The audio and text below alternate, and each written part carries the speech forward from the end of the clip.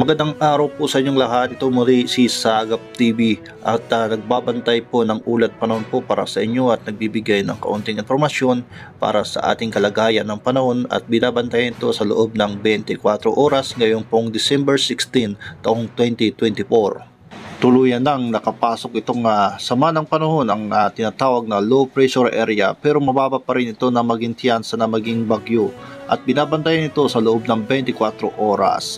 At nakikita nyo po sa satellite image po ang isang nagkukumpulan ng mga kaulapan at nagdadala ito ng pag-uulan at makakapal na kaulapan. Samantala, tuluyan ang bahagyang nakapasok sa ating bansa sa Philippine Area of Responsibility. Ito pong binabantay ang low pressure area sa banda pong silangan bahagi ng Mindanao. At nakakaranas pa rin tayo ng uri ng panahon, yung pong tinatawag na amihan sa part po ng Northern Luzon. At samantala po ang shoreline naman po ay nakakapekto naman po ito sa silangan Southern Luzon ay yung pong malamig na hangin at mainit na hangin galing po sa silangang Pasipiko. At samantala po sa bahagi ng Mindanao ay nakakaranas po ng Intertropical Convergence Zone or ITZZ. Iyan po ang nagdadala ng malawakang pag-uulan sa ating bansa. Dahil nga po sa malawakan ng pag-uulan, ang shoreline po ay nakakaapekto po sa bahagi po ng Quezon Province, Marinduque, Oriental Mindoro at dito po sa amin dito sa Bicol Region. Ay nakakaranas po kami ng makakapal na kaulapan at malakas na pag-uulan at thunderstorm at posible nito ay magkaroon po ng flash floods, landslide at moderate na pag-uulan at mabibigat na pag-uulan. Sa bahagi po ng ating bansa pa rin ay sa mga nakakaramdam po ng Intertropical Convergence Zone or ITZZ, ang bahagi po ng Eastern Visayas, Central Visayas, Northern Mindanao, Saksargen, Caraga, and Davao Region ay makakaranas pa rin ng makakapal na kaulapan at pagkalat-kalat ng pag-uulan at pagbaha at pagkaroon po ng flash floods at diyan po sa bahagi po ng Mindanao at Visayas. Sa ngayon po, ang Northeast Monsoon ay nakakaapekto sa bahagi po ng Metro Manila at bahagi ng Luzon. At ano lang po dito ay isolated light rains and makakapal na kaulapan. At ang the rest of Visayas naman ay makakaranas din ng partly cloud and cloudy skies and isolated rain showers at thunderstorm at localized thunderstorm at posible itong magkaroon ng flash floods at pagguho ng lupa at iba pang mga thunderstorm. Sa mga nagtatanong po kung nasaan na po ang low pressure area po ay namataan po kanina pong alas 8 ng umaga base po sa datos ng Pag-asa DOST sa may part po ng silangang General Santos City. At ito pong low pressure area na po ito ay mababa po ang tiyansa na mabuo po itong isang tropical cyclone sa loob po ng 24 oras. At dahil dito ay magdadala pa rin ito ng malawakang pag-uulan sa part po ng Mindanao at Visayas. Mayroon itong katamtaman na pag-uulan at malalakas na pagbuhos ng ulan. At pinapakita po natin dito sa ating windy.com at dyan po sa part po ng bandang ibaba po na malapit po sa Davao City ngayong pong araw na to. Ayan po yung parang circle po na umiikot. Yan po yung low pressure area sa kasalukuyan ngayon at patuloy po itong binabantayan at pabago-bago po ang kanyang direksyon. Ayan po, kung sakali man po itong lumalawak at lumalaki ay possible po na magi po itong tropical cyclone na si Kerubin. Pero sa ngayon po ay mababa pa po ang tiyansa na maging bagyo po at bantayan po natin sa loob ng 24 oras kung ano pong bagong ilalabas po ng Pag-asa DOST sa susunod na araw. Ito pong pinapakita ko po sa inyo po ay binibigyan ko lang po kayo ng idea kung nasaan na po ang ating sama ng panahon at pumasok ng tuluyan dito sa ating bansa. Ito po ang low pressure area na maaari po na sa sunod na araw ay magi po itong tropical cyclone. Pero sa ngayon mababa po ang tiyansa na mabuo ito bilang isang bagyo. Maging handa lang po tayo sa anumang pagbabago ng panahon.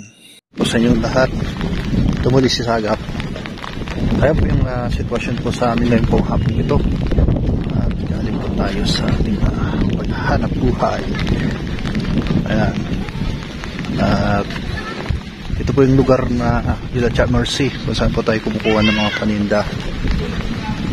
Ayan, maulan po dito sa Kabikulan, gawa po ng shoreline na nakakaapekto po sa silangang Southern Luzon. Ayun po yung malamig na hangin at mainit na hangin na nagbabanggaan sa karagatan. Kaya epekto nito, ayan, pag-uulan. Ayan po, pag-uulan po yung epekto po ng shoreline. At sa bahagi po ng Visayas po, ayan, pati na rin po sa bahagi ng Visayas, ayan, umambun na na ano ng ulan. Ito po yung actual footage ngayon pong araw pong December 16 taong pong 2024. So bahagi po ng Mindanao po ay pumasok na po ang isang low pressure area, pero mas mababa po ito na maging isang tropical cyclone, mababa ang Tiansa. Ayan, pakita natin yung ano po dito sa amin, sitwasyon sa Bicol. Ayan po, makulimlim ang kalangitan simula pang umaga. Yan po yung senaryo po sa amin, araw-araw umuulan. Hoy, masarap pala uminom ng kape ngayon. Napakasarap uminom ng kape, lalo na ngayong maulan talaga. Ano siya, Mers? Ano siya, Mers? Nakalimutan yung wallet. Bibili pa ng pansit siya, Mers. Yan, dito kami kumukuha ng paninda at nilalako ko po merienda sa hapon. Maulan talaga. At pupunta po tayo ngayong araw pong ito itong uminom ng kape. Napakasarap po ng kape. Ayan po yung ayan, nagkukumpulan ng mga kaulapan, nagdadala po ng pag-uulan at kumpul-kumpul na pag-uulan. So yan po ay palagi po tayo magdadala ng payong at huwag po natin kakalimutan at uminom po tayo ng kape siyempre pag malamig yung panahon. At ngayon pong araw to ay nagsimula na po yung simbang gabi po dito sa amin, dito sa Pilipinas. Ayan, at maulan po yung simbang gabi. So yan, patuloy tayong